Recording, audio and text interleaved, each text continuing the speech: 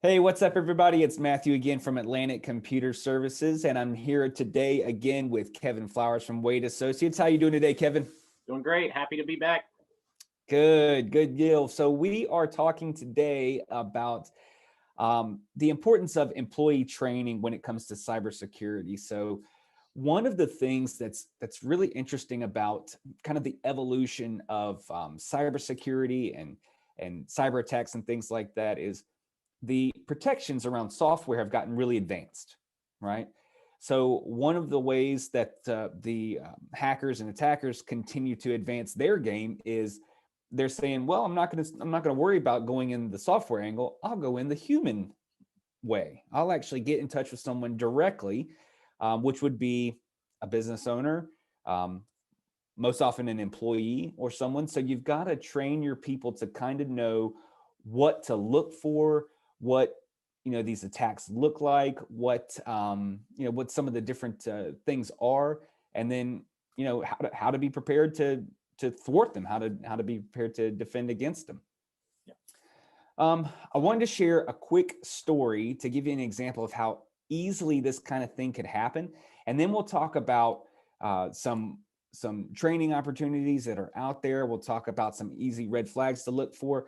And, I want to hear too, like what the benefit is to people if they invest in this kind of thing from an insurance perspective, how they might be able to, save money or get credits on their policy or things like that. So we had a client, of course, I'm not going to share any information, but we had a client who reached out to us because they were upset that our antivirus didn't catch a hack attack, and we were scratching our head as to what had happened. And as we got more information, we realized that the hack or the attack that they had suffered wasn't actually, again, like I said, it didn't have anything to do with coming in software wise. So they were actually the victim of a phishing attack or spear phishing attack. And what that means is phishing attacks are when hackers will directly reach out to people, usually via email, possibly by text message, these days through social media. A lot of times, though, it happens through a company email because they want to get into the company directly that way. And what had happened was there was an administrative assistant who got an email from the CEO. Now, this was actually just a person posing as the CEO, but here's kind of how the attack rolled out. They asked the administrative assistant, they said, hey, I'm in a hurry, but I'm headed into a client meeting, but I need you to go out and get me 5 eBay gift cards for $100 each, right? So the admin assistant says, all right, I'm headed to my lunch. I'll get them as soon as I get back. Email right back goes, no, I need this to happen right now. I need you to drop what you're doing, and I need you to head out there. So they're pressing the urgency, and they want you get you involved with it before you can even start to think what's happening or before you can check in the validity of anything. And here's where it really got slick, because they jumped out of email and gave them a phone number and said, just text me on the way. Here's my personal cell phone number. And they kept the conversation going like that. So we got to see the screenshots of the entire conversation. It's the admin assistant writing back to the CEO and saying, tell me what the denominations have to be. Tell me what, what exact, do you want 5 cards? Do you want 1 card? The whole conversation is going back and forth, just like it would if you were asking somebody directions on what they actually wanted.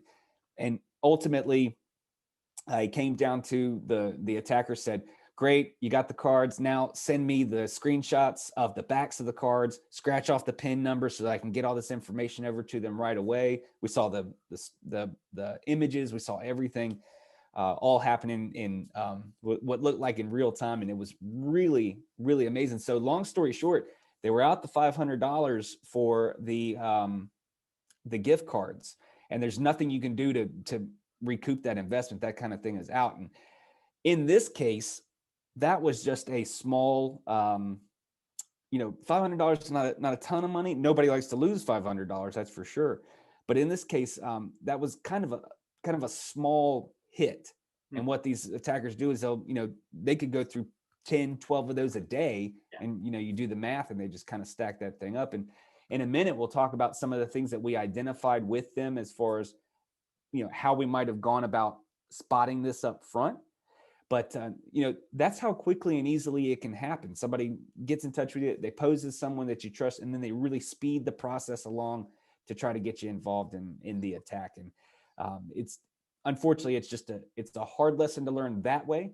But if you get involved with cybersecurity training for your employees, they know that there are some things out there that they can look for, and some things that they can be protected against. There's the financial aspect that comes along with that kind of thing, but being prepared for those kind of things actually has a benefit even before the attack happens from the insurance perspective. And you were sharing something with that, or sharing something about that with me before we got started here.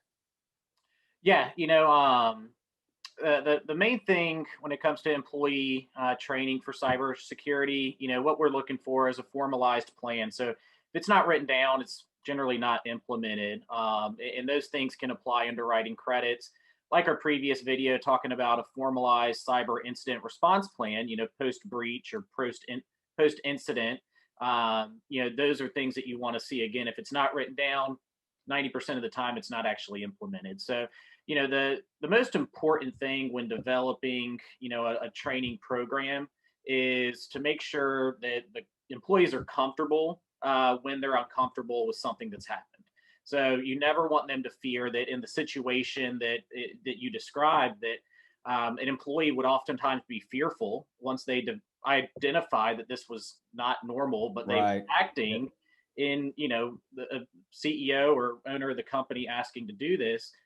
You want to make sure that to not identify the situation and go through the proper channels like ACS or whoever your managed service provider is, to be able to jump into that quickly, to you can nip that in the bud, which is what happened as soon as y'all got involved. And then just things like device management, password management, like we've talked about, making sure that those are visited at least annually, if not more often, because just like what we're doing with these videos, the more it's in front of people, the more you remember, and it triggers the wait a second, something seems off about this. He or she's never asked me to purchase 500 gift cards or $500 in gift cards. Something seems Right. a little off. And and being able to go into a formalized training program and be able to identify certain particular things in emails like font usage, email addresses, the scroll over the actual email address to make sure it's not a faked email address to make it look like the CEO. All those things just need to be reinforced throughout the period of the training. Yeah, and it's the kind of thing that there's a temptation to assume that everybody knows what they're supposed to be looking for. Mhm. And quite honestly, you just can't, because not only does the information change, but if you've never been exposed to this kind of thing and you never had to deal with this kind of thing, you don't know what you're looking for. Mhm. And it's like you said, the more that this kind of thing is in front of you, or the more that you're looking at this, it, it becomes it becomes easier to identify when you are in that scenario. You bring up an interesting point about having a formalized plan, about doing things, and actually having it written down and a process for it, because one of the most important parts about all this is doing it regularly. So we use a product called ID Agent, and their recommendation is quarterly, because it's the kind of thing that if this doesn't, not only do the attacks evolve and get more sophisticated, and you need to know what's new out there, is you just want to keep this kind of thing on people's minds, at top of mind. Because I'm not ashamed to admit I fell for a training phishing attempt at a company that I worked at previously, where what we do is in the part of the employee training is send out fake emails. And I got one to my work email that talked about an issue with an Amazon order. So everybody makes Amazon orders. The thing that I should have realized is that my Amazon account is not linked to my work email. So that should have been my red flag right away. But sure enough, I wanted to know what the problem was with my shipping. I clicked on that link, and it just played the whole "we gotcha" thing, and I was back into the training again. And part of that's because we did the training once and then kind of set it on the shelf. If it was the kind of thing that I did on a more regular basis, I might have been able to spot that a little more quickly. Yeah. So, some of the things that people want to include in their employee training? Are there things that, we should be recommending that they're looking out for? Are there things that we should be covering? And what types of things need to go into this employee training plan? Yeah, I mean, just basic device management, which is just simple things. Is always securing your devices. Never leave them in a work bag or that's in your car or not in your home or office. Like we've talked about in previous videos, low hanging fruit. If you see a laptop or you see a work bag in a vehicle, it's a lot easier to get out than if it's inside of your house or inside of your office. Um, you know, and this is for outside of the office stuff, a lot of these safeguards, but never logging into a public or unsecured network. Obviously that's a big no-no, but still happens. Make sure your devices are utilizing software driver and patch updates. And I think the most important one, like you had mentioned, for social media and keeping your laptop or your device usage separate for business and personal use, because these phishing attacks can come through Facebook, you know, Instagram, anything that has access to it, and relative or relevant to now, LinkedIn just released that. Back in 2019, the more underscore eggs Trojan was going through their system, and it's been reintroduced now as a job seeking bot that is reaching out to people, trying to gather information to give them info about a potential job opportunity. They get the email address, the email sent to the person. They click on it to get the packet for application, when in fact it's a zip file with the backdoor Trojan that then goes into the entire network and into their device. So, you know, keeping those things separate, you would obviously not want your employees on LinkedIn answering a job opportunity solicitation, but understand that if that were to come across, employees are obviously clicking on it because it's become a thing. So, keeping those two things separate are another big thing. And that's more direct just for phishing for employee training. The employee training, like I'm sure the program that y'all offer, is incredibly broad. There's topics that you can select, and oftentimes if you go through a third party, you can build it yourself. So to be able to talk about what should be in there, there's so much, and that's why doing it quarterly, you can take a topic and have a full presentation on it.